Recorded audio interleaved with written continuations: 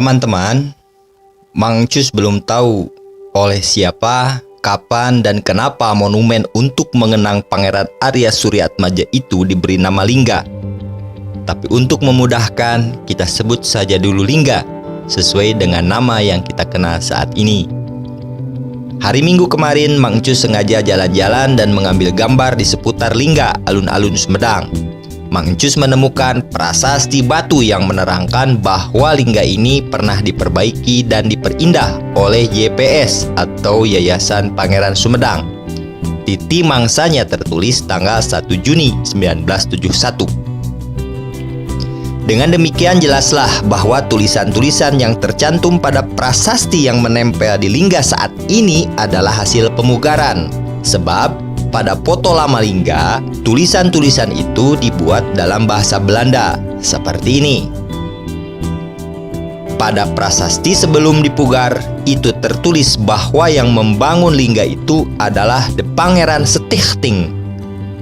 Demikian pula dengan sejumlah literatur sejarah koleksi Mang Encus menyebutkan bahwa inisiator pembangunan Lingga itu memang adalah The Pangeran Stichting.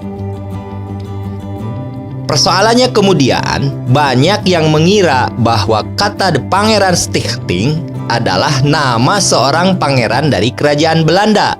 Bahkan ada yang mengucapkannya Pangeran Sicing dari Belanda. Kok jadi terdengar seperti pangeran dari Tiongkok kalau begitu?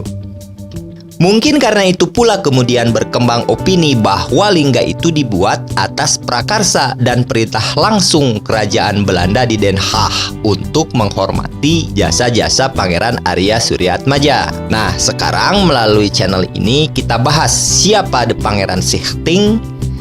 Tapi sebelumnya, pastikan Anda sudah subscribe dulu channel ini supaya Mang Encus terus semangat berbagi pengetahuan di channel ini, oke?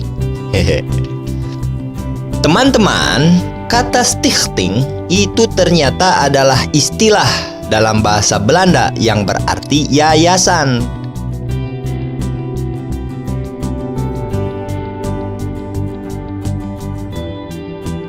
Istilah itu berasal dari kata stichten yang berarti membangun. Kalau tidak percaya, silahkan cari rujukan sendiri soal ini.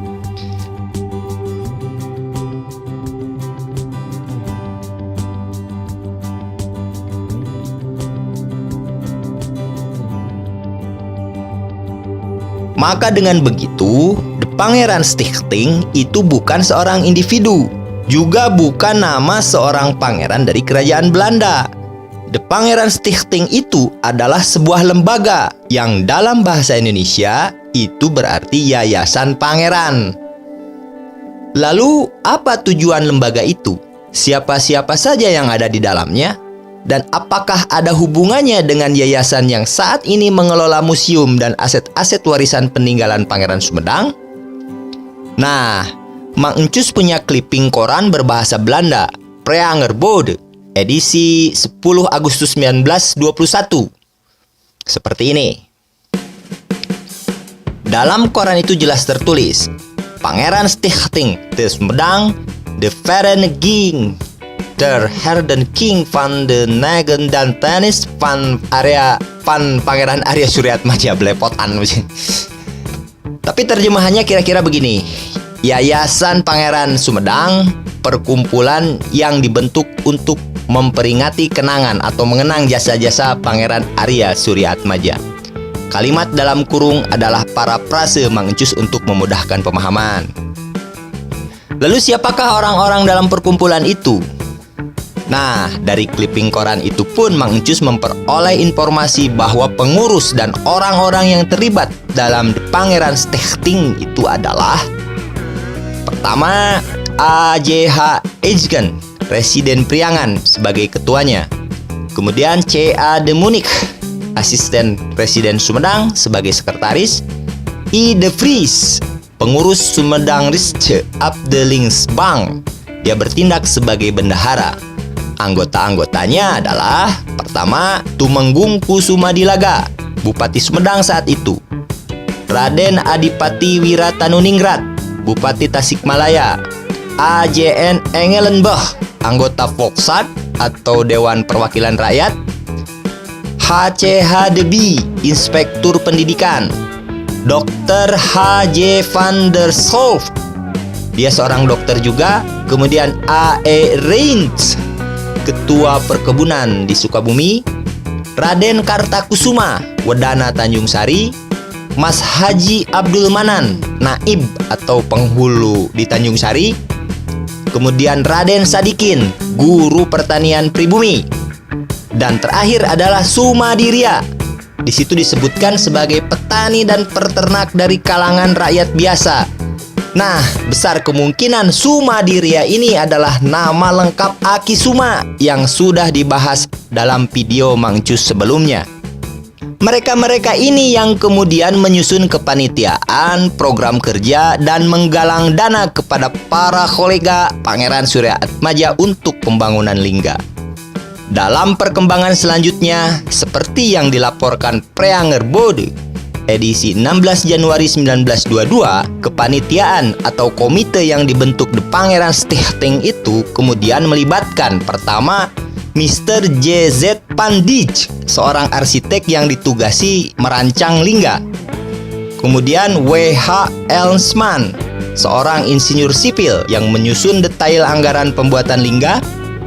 Lalu H. Buiz, seorang insinyur. Beliau adalah mantan pelaksana pembangunan Bandung Technology House School atau gedung ITB sekarang ini. Dan Dr. C. Kunz, seorang biologis atau dokter hewan yang bertanggung jawab atas pembangunan taman alun-alun sekitar lingga. Jadi, sampai di sini jelas sudah ya bahwa yang berinisiatif membangun lingga itu bukan Pangeran Sicing, tapi The Pangeran Stichting, yaitu yayasan resmi yang dibentuk untuk memperingati jasa-jasa Pangeran Surya Atmaja, yang salah satu wujudnya adalah membangun monumen yang kita kenal sebagai lingga.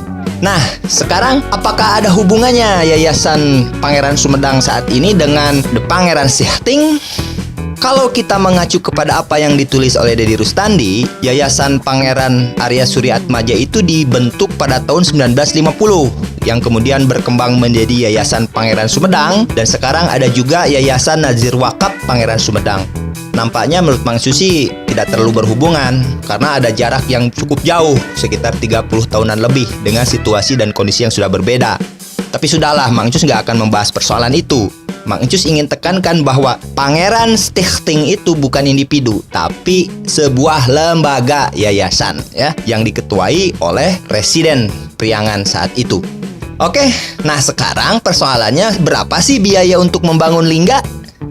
Koran Preanger Bode edisi Januari 1922 atau 3 bulan sebelum peresmian lingga melaporkan bahwa dari hasil penggalangan dana yang terkumpul untuk pembangunan monumen itu sebesar lebih dari 31.000 gulden. Kemudian, melalui sebuah rapat yang dipimpin oleh ketuanya, The Pangeran Stichting itu kemudian memutuskan, pertama, dana untuk pembangunan lingga dialokasikan sebesar 7.000 gulden.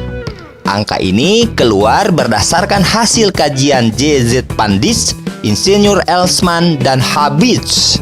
Mereka-mereka yang secara detail menyusun perencanaan dan penganggaran pembangunan lingga. Nah, kemudian mereka juga memutuskan bahwa untuk menata taman alun-alun dengan padang rumput di bawah arahan Dr. C. Kunz dialokasikan sebesar 5.100 gulden. Sisanya sekitar 18.000 gulden diinvestasikan dalam bentuk deposito di Sumedang Rinse Afdelingsbank. Bunga deposito itu kemudian dicadangkan untuk biaya operasional, pemeliharaan, dan sewaktu-waktu bisa digunakan atas kebijakan pengurus, khususnya untuk pengembangan ternak sapi di Priangan. Nah, jadi begitu teman-teman. Kesimpulannya jelas bahwa lingga itu bukan dibangun oleh Pangeran Sicing, tapi oleh The Pangeran Stichting, sebuah lembaga di mana di dalamnya orang-orang pribumi dari mulai menak hingga somah atau rakyat biasa terlibat di dalamnya. Sekian, salam literasi.